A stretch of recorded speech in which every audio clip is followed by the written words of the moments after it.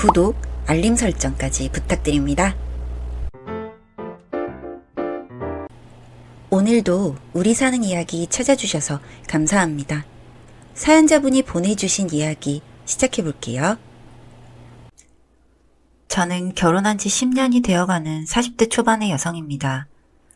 무뚝뚝하고 사치스러운 시어머니 때문에 정신과를 드나들 정도로 스트레스가 컸었죠. 평생의 이런저런 소소한 빚을 갖고 계셨고 그 상황은 자식에게 전가시켰습니다. 처음엔 사람이 살다 보면 그럴 수도 있겠지 하면서 너그럽게 남편과 같이 갚아주기도 했고 시동생과 시누이는 당시에 미혼임에도 불구하고 그것을 갚느라 투잡을 뛰기까지 했습니다. 문제는 그 상황이 끝도 없이 반복되었다는 겁니다.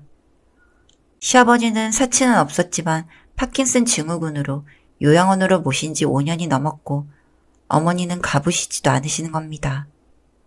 시아버님이 30년간 벌어놓은 돈으로 맛있는 식당 가서 사 먹고 백화점 가서 옷 사 입고 하던 분이 막상 남편이 아프니까 귀찮아지신 거겠죠.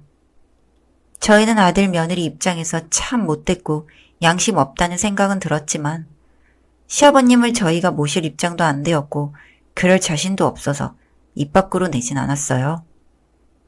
매주는 아니라도 한 달에 2번 정도는 아버님을 뵈러 가족이 같이 갔죠. 시누이와 시동생도 가끔 동행하곤 했어요. 그런데 어머님은 늘 언제나 부재 중이셨죠. 가장 가까운 배우자인데 저럴 수 있나 싶을 정도로 늘 그러셨어요. 그 시간에 어디 가셨을지는 다 알고 있었어요. 백화점이나 면세점, 쇼핑몰 그런 곳이었죠. 대화를 해봐도 안 되고 설득도 안 먹히고 하니 저희도 점점 지쳐갔습니다. 시누이와 시동생은 직장을 다니고 있었지만 잊을만 하면 어머님 카드 연체 고지서에 질려버린 듯 했죠. 300에서 400만 원 정도면 저희가 갚아드렸고 그 이상은 셋이 나눠서 내주었어요. 어머님은 그것도 당연하게 생각하는 분이었고요. 가사일은 도우미를 매주 2번씩 오게 만들어서 반짝반짝했지만 정작 냉장고는 먹을 사람도 없었는데 식재료가 썩어가고 있었죠. 저희가 시댁에 가게 되면 늘 생수와 포장된 음식을 사가지고 갔습니다. 그렇게 10년이 다 되어갈 무렵 시어머니가 지방에 여행을 가겠다고 친구분들과 같이 모여 새벽같이 떠나셨어요. 그 전에 여행비로 쓰시라고 얼마간의 돈을 들였었고 당일에는 어차피 승용차로 가시니까 그런가 보다 했어요. 여행을 잘 다녀오시라고 올라오는 길에 너무 재미있게 잘 놀았다며 저에게 단체로 메시지까지 보내시고 얼마 안 돼서 끔찍한 교통사고가 났다는 것을 알게 되었습니다. 관광버스가 뒤에서 추돌을 한 케이스였는데 하필 바로 앞에 있던 차량이 어머님이 타신 차라 형체를 알아볼 수 없을 정도로 파손이 되고 5분 중에 운전자는 돌아가시고 조수석에 계셨던 어머니는 실종되셨습니다. 나머지 3분은 중상으로 수술을 받고 중환자실에서 치료를 받게 되었는데 연이어 돌아가시는 바람에 그 누구도 당시의 상황을 말씀해 주실 분이 없었습니다. 의자에 혈흔도 남았는데 어머님은 어디서도 찾을 수가 없었습니다. 한 달이 넘도록 소식이 없고 저희도 찾지 못하자 경찰에서는 노인이시고 아마도 튕겨나갔기 때문에 그랬을 거라면서 생존 가능성은 거의 없을 거라고 했습니다. 황망스럽고 경황이 없긴 했지만 1년을 기다리는 동안 각종 카드 연체금과 신용정보 회사에서 날아온 서류들로 탑을 쌓을 정도였습니다. 결국 사망신고를 했고 그 후에 알게 된 빚만 2억이 넘기더군요. 그나마 돌아가신 것을 감사하게 생각해야 하나 할 정도로 말이죠. 아버님은 경제권이 없으시지만 아파트를 팔아서 작은 소형 평수로 옮겼고 이런저런 적금과 개인연금 모은 것들을 다 해약했고 사망보험금까지 어렵게 받아서 빚을 메꾸었습니다. 제사를 모시는 것을 거부할 정도로 저희는 트라우마가 상당히 컸습니다.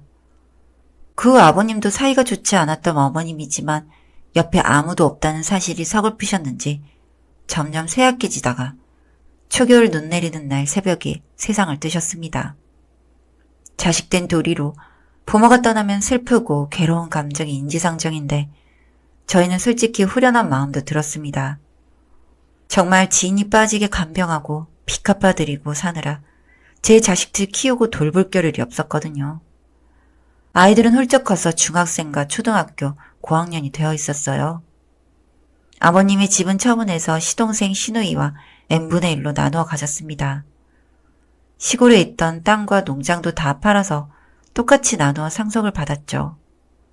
그제서야 빚을 갚느라 평생 마이너스 인생이었던 저희는 조금씩 경제적인 어려움에서 벗어날 수 있었습니다.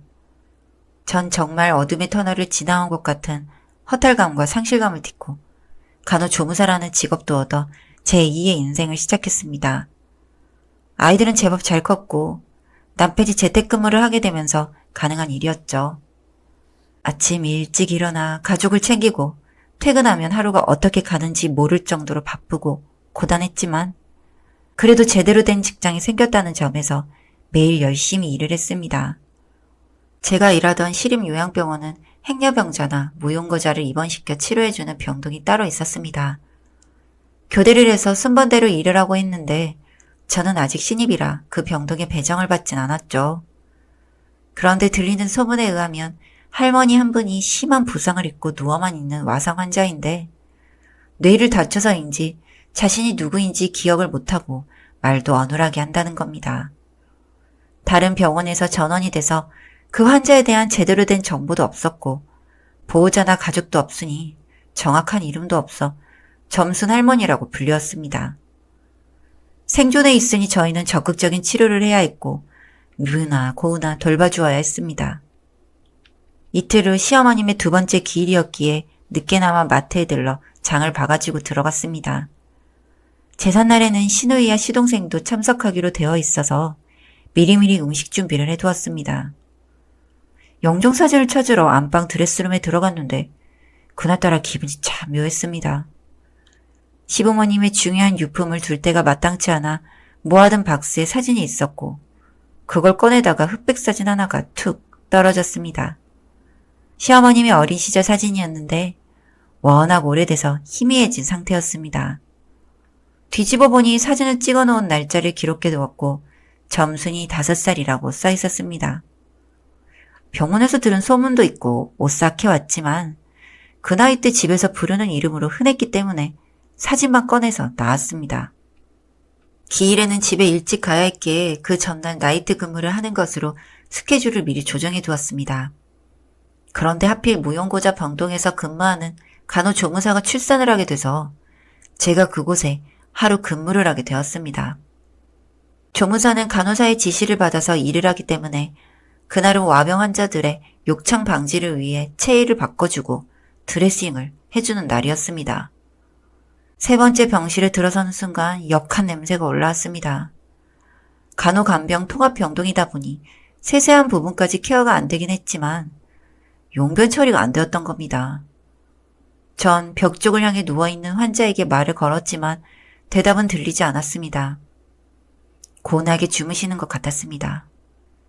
기저귀를 처리하고 소독을 해주며 벗긴 바지를 입히는데 허벅지에 흉터가 있는 것을 보고 소스라치게 놀랐습니다. 시어머니가 제 남편을 키우다 젖이 모자라서 분유를 타다가 데인 상처하고 너무나 똑같았습니다. 저도 같이 목욕을 다녔기에 기억하는 것이었죠. 환자 이름에는 김점순이라고 써 있었습니다. 체위를 돌리면서 얼굴을 자세히 찬찬히 들여다봤는데 가늘고 희미하게 뜬 눈매가 눈에 들어왔습니다. 심각한 부상으로 봉합한 흉터가 남았지만 분명 저희 시어머니가 맞았습니다. 전 바로 남편에게 연락을 취했습니다. 제사를 하루 앞두고 정말 믿을 수 없는 일이었습니다. 처음에는 믿지 않았지만 시누이와 시동생까지 다음날 와서 눈으로 확인하더니 그 자리에서 주저앉았습니다.